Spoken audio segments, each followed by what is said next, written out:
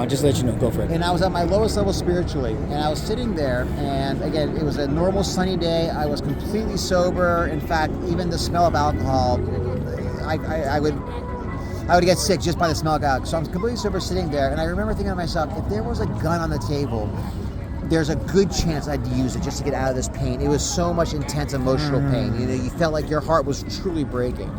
And at that moment, the only way I could describe it, and I was never one that believed in the supernatural, anything like that, but at that moment, out of the corner of the room, at my lowest spiritual peak, at a time where I was just done, again, suicide was very much so a reality at that moment.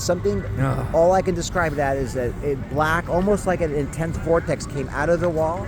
And as I began to turn my head, I saw this with my natural eyes. As I began to turn my head, this thing, it was definitely a demon. I don't know what kind of demon, but this thing began to kind of take into a humanoid form. I had never even considered any of this. I had never even heard the word spiritual warfare before. The terminology spiritual warfare, I had never even heard those words used before growing up the way I grew up in Islam. In any case, long story short.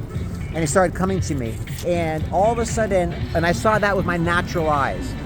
Then, what I did not see with my natural eyes, but when God speaks to your heart, you know it as clearly as I'm speaking to you or we're speaking to each other. 2 angels came down from the upper left corner of the room, and they attacked this thing, and it looked like it was taking body shots. So as this black puff of smoke began getting larger and larger and larger, taking a humanoid form and getting larger, it looked like these things attacked it. It looked like it was taking body shots. It began to decrease in size, and the only way I could describe it in a vortex, like reverse motion, went back into the wall. The temperature of the room had dropped, all of that stuff I learned about later. And at that moment, I just heard, again, this wasn't audibly, but the only thing I saw with my 5 human senses was that black figure. I heard "go to church," which never had even crossed my mind in the past. So all I knew at that time was the Evangelical Protestant Church, which was Everett Nunnery, which was the church that my girlfriend used to go to at the time. So I was like, okay, I'll try that church, right? Yeah. And every Sunday, for some reason, I had this urge to go to that church. Even though I did not like worship music, I didn't like anything. I just had this urge to go to the 9 o'clock service. And I started going, and then I started getting involved with men's ministry. This was on the evangelical, charismatic Pentecostal side. And man, the more I walked down that path, man, I had the terror started, the warfare, the nightmares, the sleep paralysis. Never had I experienced that stuff before. So that stuff hit me hard for multiple years. Especially early on, where I didn't know how to fight it. When you were in the evangelical church. When I first started, when I began to get out of this Islam phase and started to do men's ministry and this, that, and the other, and started to do stuff with men, the spiritual warfare hit. I had a bunch of other supernatural things, quote unquote, occurred to me. Not quote unquote. It was not of this world occurred to me. And then I was in that world for about 6-7 years, and all of a sudden God started to speak to me. And he said, why do you think, I remember I was sitting there watching a YouTube channel, just a sermon, and God said, why do you think every single time you study spiritual warfare, because that was an interest of mine, or exorcisms or anything along those lines, why do you think there's always a Catholic priest there? Why do you think the Catholic Church is always attacked? And I said, yeah, why is that? Why is there always, on these heavy cases, I'm running into these Catholic priests everywhere if the Catholic religion is so false and so demonic and all that? I had heard all the same things. All the same things, right? You know? And I started peeling back the layers, and I said, oh my God, and just these waves of truth just started to hit me. And I had never even heard of RCIA before, but just by chance, God put, there was a guy in my Protestant Bible study that used to be Catholic, or he's like a nominal Catholic now. So he said, I know a good RCIA program for you. And then jumped into that. And then I got him back into the church because he saw on fire I got. And then the girl that was a good friend of mine, she had grown up cradle Catholic.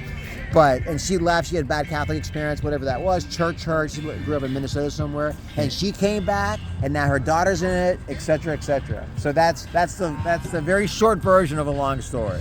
So, amen. That was the story. Thank you, brother. I appreciate that. If you have a message, just a 1-minute message right now to send the people out there who are seeking for more truth, who are going through the things that you were going through. You know, honestly, I would say that if you're in any type of Christian denomination, I encourage you to go back and just read the early church fathers. Read what the disciples of the first 12 apostles wrote. and just see what they wrote, because this was the theology passed on directly from the 12 apostles, Jesus' 12 apostles, directly to the first generation church fathers, and then the second generation, and the third generation. And you will find a direct link to just what I call orthodox. I go to the traditional Latin Mass myself. Just orthodox Christianity is what Catholicism is. There have been a lot of bad players, like anything else, any other human organization in this world. The church has a divine nature and a human nature. The human nature has issues, but in its divinity, in its theology, it is as pure as it gets. So that would be my one statement if you're in any type of Christian denomination.